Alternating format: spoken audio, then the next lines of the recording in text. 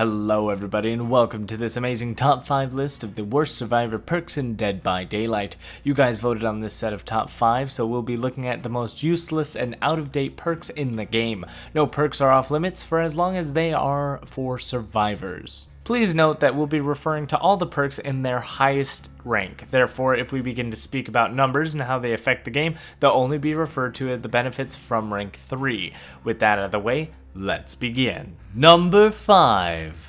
Prove Thyself. Out of all the perks on this list, Prove Thyself functions as it's meant to. However, the design of it makes it inferior to other perks that are outright better. Prove Thyself is a teachable perk gained from Dwight at level 35. This perk provides a bonus to various action speeds for each ally within a specific radius of you.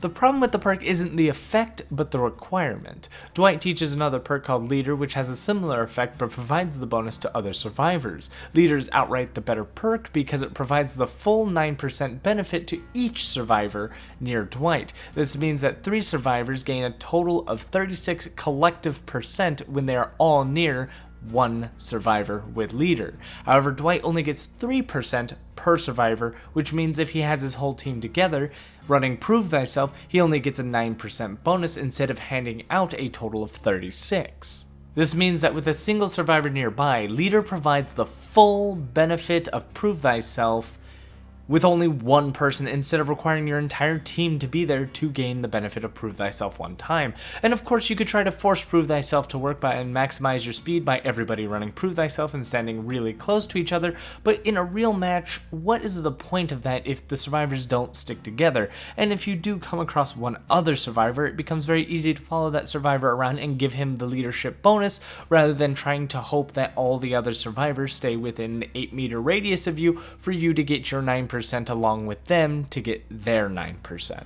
Primarily, this comes down to what you have available as your 4 selected perks. Out of all the perks in the game, Prove Thyself is outclassed by Leader and Resilience, making these 2 alternatives that perform the same actions just better in almost every way. Therefore, Prove Thyself is a near worthless perk, especially since it's a teachable. Number 4.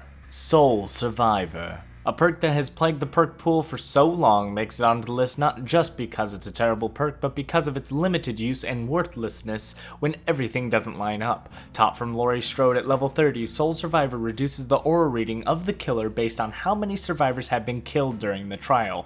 This aura reading only affects the killer reading the perk user's aura specifically, and this perk only stacks when a survivor is killed, so if survivors do not load in, that means you can no longer get the full effect of Sole Survivor. This perk for a great deal of time has failed to even work as it did not properly prevent aura reading. The purpose of this perk is that it is to be paired with Object of Obsession in order to counter the weakness of what can be considered a very dangerous perk. Sole Survivor also affects more than just Object of Obsession, just to clarify. The auras that this perk affects are anything that would highlight the survivor that wields the perk to the killer. Majority of the killers within the game of Dead by Daylight do not have an aura reading built into their kit. In fact, the only killer who gets aura reading without perks or add-ons would be the Nightmare, and poor Freddy won't be able to see the sole survivor in the Dream Realm if Freddy kills 3 of the other survivors off first.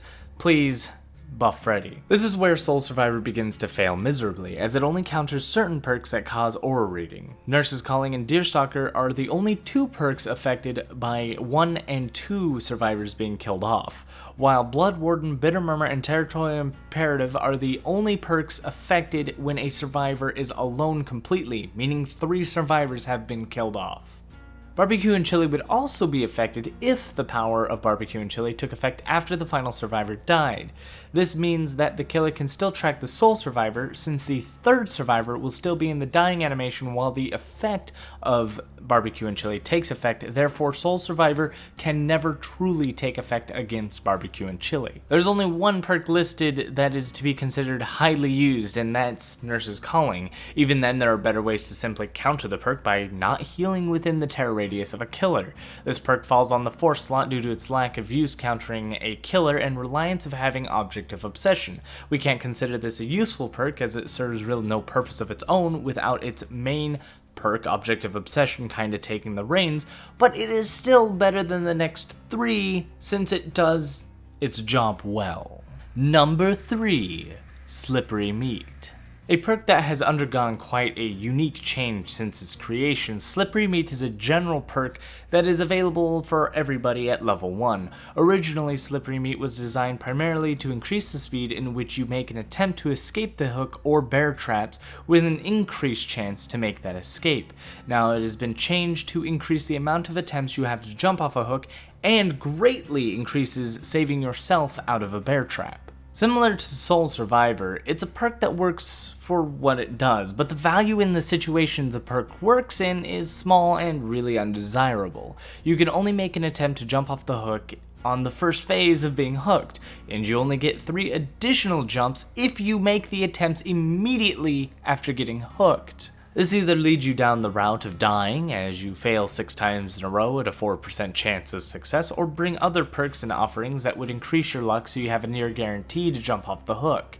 Also, if you're unlucky and a survivor decides to be altruistic and save you immediately after you got hooked, your entire perk is wasted as you can't make any attempts after you've been hooked the second time. In the case of the Trapper, this is a far worse situation as the Trapper is a relatively rare killer to come by at the high ranks in the first place. You won't see him too often, hoping you'll run into him is quite the gamble to waste an entire perk slot on.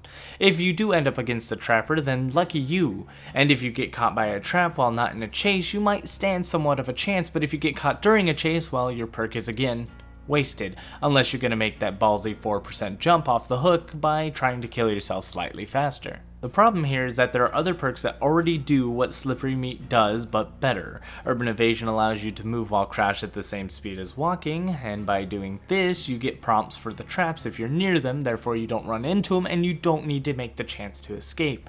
Small Game is similar, as it also detects totems by pinging them when you look in their direction. This also works for traps, so you also get a notification if there's a trap in front of you. Slippery Meat is just another perk that is a bit outdated, as the perk's been available since release of the game, and that was back when we only had 3 killers. Now there's 11 killers, and it becomes a bit difficult to use to counter a killer who's seen so many nerfs and is only one of 11. Number 2, Calm Spirit. Out of all the perks in the game, Calm Spirit has truly fallen into obscurity. You can obtain this perk from a teachable from Jake at level 35. This perk reduces the chance that a crow will fly away by 100%. Back when the game was first released, crows would always fly away if you got too close. This led to killers utilizing Spy from the Shadows to help catch survivors who were attempting to sneak around walls, since no matter what you did, crows would fly away if you got near them. Crows would then eventually gain a change that would change it from 100% chance of flying away when you got too close to a smaller chance if you were walking slow or crouching.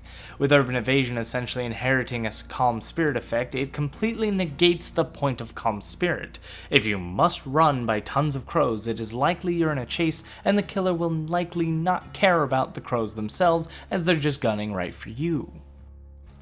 There's also the fact that the crows will still fly away if you touch them, meaning if a crow is on the ground and you don't see it, even with Calm Spirit, they'll fly away. Not to mention how the devs have completely left this perk in a semi-broken state. During one of the developer streams a long time ago, back when Backwater Swamp first came out, the pale rose has tons of crows on it. If the killer or survivor were to get near that, all the crows go off, alerting everybody that somebody went near the boat.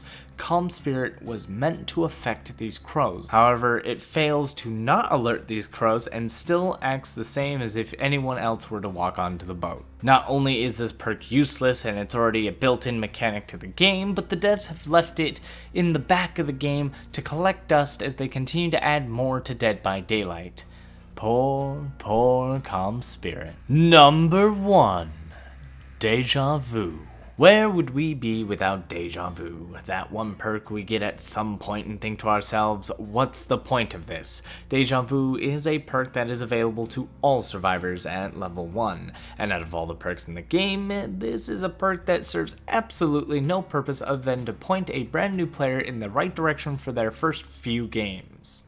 At the start of the game, 2 generators are revealed for 8 seconds. Essentially, this is one spin around your character from the intro of the map, and once it's complete, you lose vision of the generators. If you watched the footage you just saw, let me know if you saw the generators. I saw it for like less than a second before they disappeared.